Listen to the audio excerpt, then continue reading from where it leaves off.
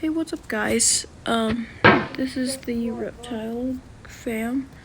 I'm currently playing Getting Over It, and I played this a couple of times. I've never beaten it, sadly. But I think I'm pretty good. Like, I'm not too good.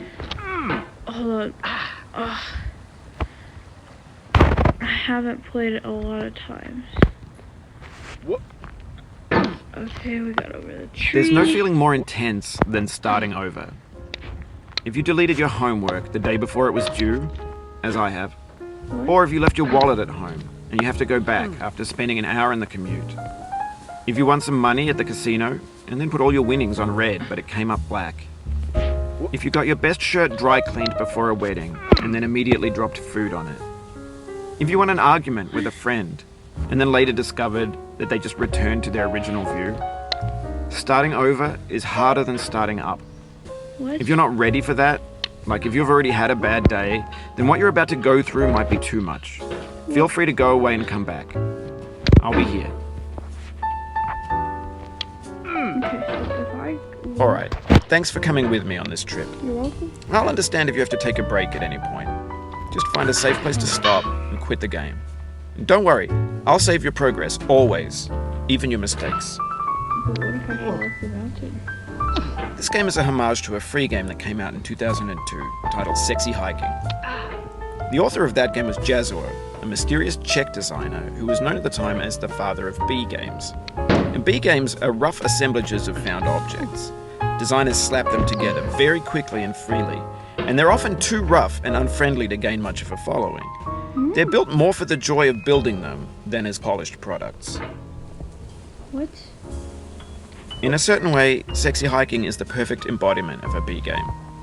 It's built almost entirely out of found and recycled parts, and it's one of the most unusual and unfriendly games of its time. In it, your task is simply to drag yourself up a mountain with a hammer. And that act of climbing, in the digital world or in real life, has certain essential properties that give the game its flavor. No amount of forward progress is guaranteed. Some cliffs are too sheer or too slippery, and the player is constantly, unremittingly in danger of falling and losing everything.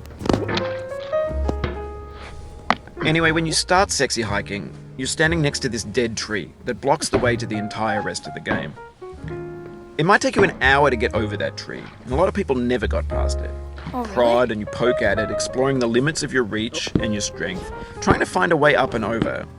And there's a sense of truth in that lack of compromise. Most obstacles in video game worlds are fake. You can be completely confident in your ability to get through them once you have the correct method or the correct equipment or just by spending enough time. In that sense, every pixelated obstacle in Sexy Hiking is real. No! Okay, we'll start over, family. The obstacles in Sexy Hiking are unyielding, We'll start over. and that makes the game uniquely Reptile frustrating. fam. But I'm not sure Jazuo intended to make a frustrating game. The frustration is just essential to the act of climbing, and it's authentic to the process of building a game about climbing. A funny thing happened to me as I was building this mountain. I'd have an idea for a new obstacle, and I'd build it, test it, and it would usually turn out to be unreasonably hard. No! But I couldn't bring myself to make it easier. It already felt like my inability to get past the new obstacle was my fault as a player rather than as a builder. Imaginary mountains build themselves from our efforts to climb them, and it's our repeated attempts to reach the summit that turns those mountains into something real. When you're building a video game world, you're building with ideas, and that can be like working with quickset cement. You mold your ideas into a certain shape that can be played with, and in the process of playing with them, they begin to harden and set until they're immutable, like rock. And at that point, you can't change the world. Not without breaking it into pieces and starting fresh with new ideas. Okay, guys, I'm so done with this video. For years now, people have been predicting Wait, that no, games we're would soon be fine. made out of prefabricated objects, bought in a store and assembled into a world.